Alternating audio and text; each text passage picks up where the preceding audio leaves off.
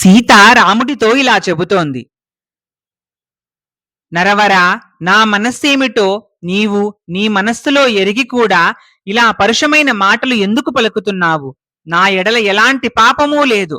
కాదు, నేను నమ్మను అంటావా? దేవతలు కొనియాడే విధంగా అగ్నిలో ప్రవేశిస్తాను. అప్పుడు నమ్మి నన్ను మెచ్చుకోండి అంది. శ్రీరాముని మనస్సు ఆ మాటకు ఒప్పుకుంది. సీత హృదయేశ్వరుడు రాముడు. నువ్వు ఎక్కడికైనా వెళ్ళు, నిన్ను నేను ఒల్లను అని పరుషంగా మాట్లాడినా శ్రీరాముణ్ణి హృదయేశ్వరునిగా సంబోధించి గౌరవించింది సీత. అప్పుడు సీత అగ్ని ప్రవేశం చేసింది. అగ్ని ప్రవేశం చేసిన సీతను చూసి బ్రహ్మ ఆనందపడి అవును అవును అంటూ ప్రత్యక్షమయ్యాడు. అవును అంటే ఏమిటి? అవును, సీత మనస్సులో రాముడే ఉన్నాడు. ఆ మాట నిజము నిజము అని అర్థము. అప్పుడు బ్రహ్మ రామభద్రుణ్ణి చూసి, పరమపురుష, సీత యందు ఎలాంటి దోషమూ లేదు. రాజా, నా మాట విను అన్నాడు.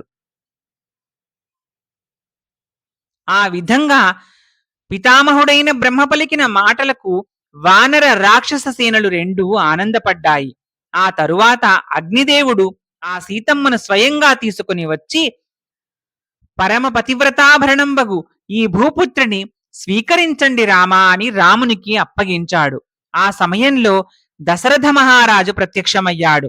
శ్రీరాముడు సతీ సమేతుడై తమ్ముడు తమ్ముడు లక్ష్మణుడితో కలిసి భక్తితో తండ్రికి నమస్కరించాడు.